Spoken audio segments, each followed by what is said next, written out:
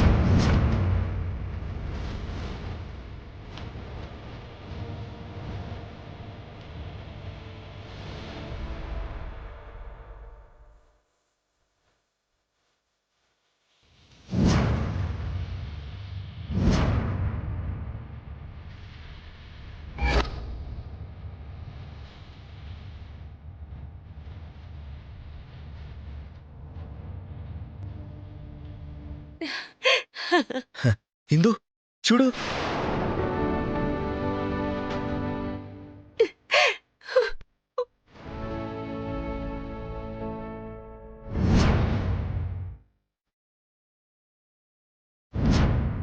పంతులు గారు, గురుగారు.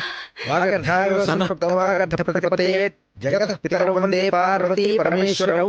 ఓం శివాయ నమః, ఓం పరమేశ్వరాయ నమః, ఓం నీలకంఠాయ నమః, ఓం జటాధరాయ నమః, ఓం శూలపాణాయ నమః, ఓం పార్వతీపతయే నమః.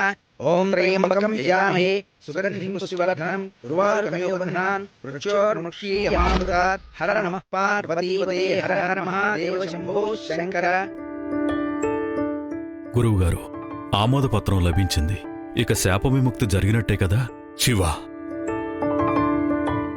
చూడు, ఈ తరంలో నిష్కలంకులు ఆ మహాదేవుని ఆమోదం పొందే మనిషి ఉన్నారు అన్నాను కదా. ఇదిగో నీ కళ్ళ ముందే ఉన్నాడు.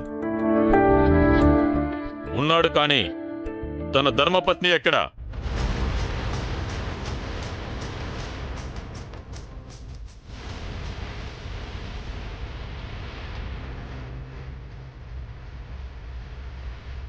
దంపతులిద్దరూ నిర్వహించాల్సిన కార్యక్రమం.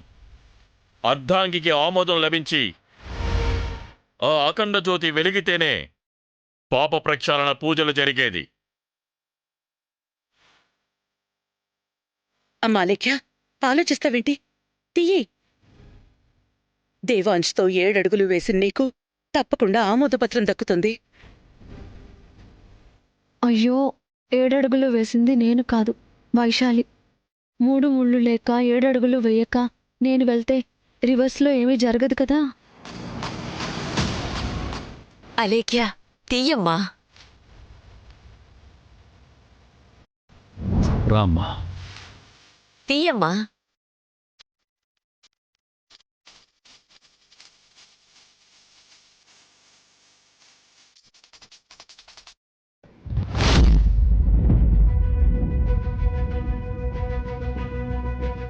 ఈ బుట్టలో చేయి పెట్టి వెతికితే దొరక్కపోవడం అంటూ ఉండదు.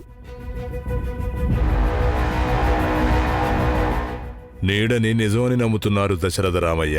అర్హత ఉన్న నీ కోడలికి మాత్రమే దక్కుతుందది.